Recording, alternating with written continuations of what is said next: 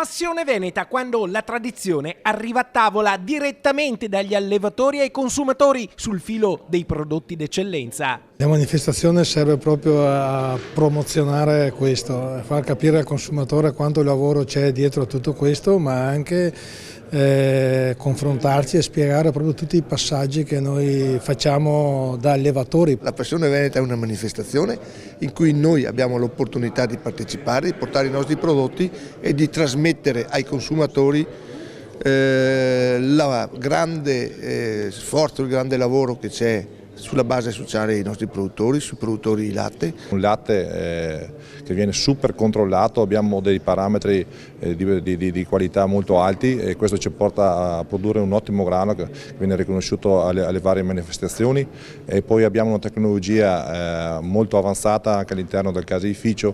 Abbiamo il serrataio dinamico, non per ultimo abbiamo installato all'interno del nostro magazzino un impianto di areazione forzata per tenere la temperatura costante. Latte e formaggi protagonisti assoluti dal 28 febbraio al 1 marzo, quando a Vicenza brilleranno le eccellenze della cucina locale, dalle birre artigianali alla carne fino al prosciutto veneto DOP, ai vini e all'olio. C'è la grande cena di gala giovedì sera e poi il via ufficiale partirà venerdì pomeriggio con il brindisi delle confraternite.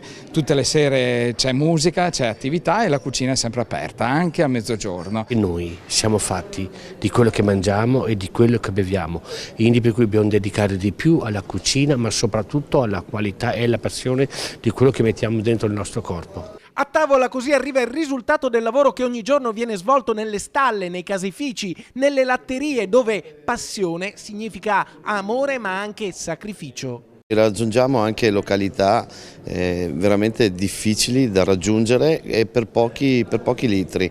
Economicamente questa cosa non ha senso, però noi siamo orgogliosi di poterlo dire che lo facciamo quotidianamente e continueremo a farlo finché ci sarà la necessità. Lavoro, sacrificio, ma anche soddisfazioni da raccontare, da annunciare, come quelle dell'Associazione Regionale Allevatori del Veneto, che oggi con orgoglio possono dire di aver ridotto l'impatto ambientale, perché noi col nostro lavoro facciamo ridurre l'utilizzo di farmaci in stalla in accordo con tutto il settore veterinario, privato e pubblico della nostra regione. Dal prossimo anno la proposta che Rete Veneta sostiene è quella di portare Passione Veneta nelle strade del centro storico sul modello di V-Off, e l'assessore sa che gli staremo sotto.